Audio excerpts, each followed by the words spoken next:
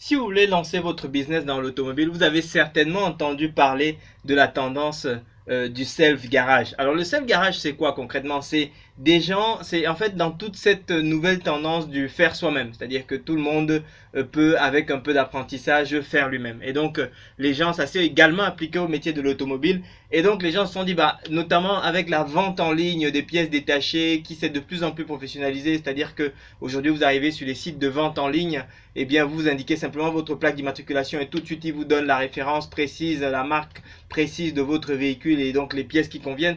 Donc tout ça a fait que les gens aujourd'hui peuvent faire un certain nombre d'opérations eux-mêmes sur leur véhicule, tout au moins théoriquement. Et donc c'est ça qui a donné naissance à cette fameuse tendance du self-garage qui donc permet de faire en sorte que il y a des gens qui créent qui crée un espace avec du matériel de maintenance et des particuliers qui viennent avec leur véhicule, les pièces. En général, sur ce lieu qui est prééquipé, entre guillemets, eh bien, il y a des garagistes professionnels ou semi-professionnels, ou en tout cas des gens qui savent vraiment de quoi il s'agit, et donc qui vont accompagner le particulier dans les opérations qu'il a à faire lui-même.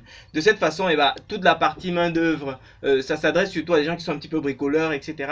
Et donc qui vont pouvoir faire des économies sur la main-d'œuvre. Donc globalement, oui, c'est une tendance qui est là pour durer parce que bah, les gens ils ont de moins en moins de moyens, ils ont de plus en plus de temps et puis une fois de plus ils peuvent apprendre beaucoup de choses par eux-mêmes. Donc clairement pour les bricoleurs c'est une tendance qui va véritablement être là et qui va rester pour un certain temps.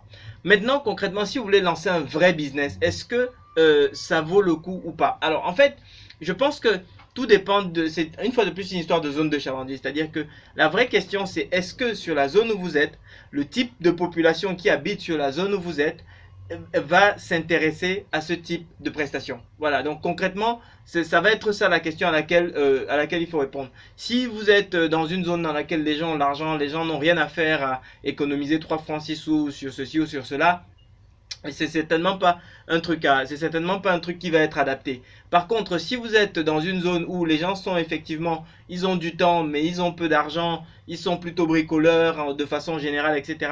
Et que vous avez la masse critique, parce que sur une masse de gens donnée, bah, tout le monde n'est pas forcément bricoleur, tout le monde ne se sent pas forcément en confiance avec ce type d'opération. Et donc, pour cette raison-là, eh bien, vous n'allez pas pouvoir capter une masse critique de clientèle pour pouvoir faire vivre votre self-garage. Donc voilà un petit peu ce que aujourd'hui ce qu'on ressent en termes de tendance sur ce concept de self-garage. Si vous posez la question de est-ce que ça vaut le coup de me lancer là-dedans ou pas, et ben voilà quelques éléments qui vous permettent de réagir là-dessus. Ce que je vous invite à ce que je vous invite à faire, c'est si vous posiez la question, si il vous reste des questions en suspens, écoutez, regardez dans les commentaires en bas, laissez-les moi dans les commentaires et puis j'essaierai de venir vous apporter les éléments de réponse que je peux vous apporter si vous êtes sur une zone spécifique. Voilà, si vous êtes pas sûr du marché, etc. Ben écoutez, je me ferai un plaisir d'échanger avec vous là-dessus. Et maintenant, donc, je vais arrêter cette vidéo et je vous invite à découvrir notre autre vidéo dans laquelle je vous indique par contre quelles sont justement les limites, quelles sont les menaces justement de cette tendance du self-garage et est-ce que ça va impacter ou pas le business du véritable garage entre guillemets traditionnel ou du centre auto ou du centre d'entretien auto sous enseigne tel qu'on le connaît aujourd'hui. Donc, laissez votre commentaire si vous en avez, n'hésitez pas à en faire, souscrivez à la chaîne et puis surtout, découvrez l'autre vidéo dans laquelle je continue de vous expliquer cette tendance du self-garage, quels sont les risques, quelles sont les menaces et dans quel cas de figure est-ce que ce qu'il ne faut pas en attendre et dans quel cas de figure il faut surtout pas y aller. Merci de votre attention et je vous donne rendez-vous dans l'autre vidéo. Merci.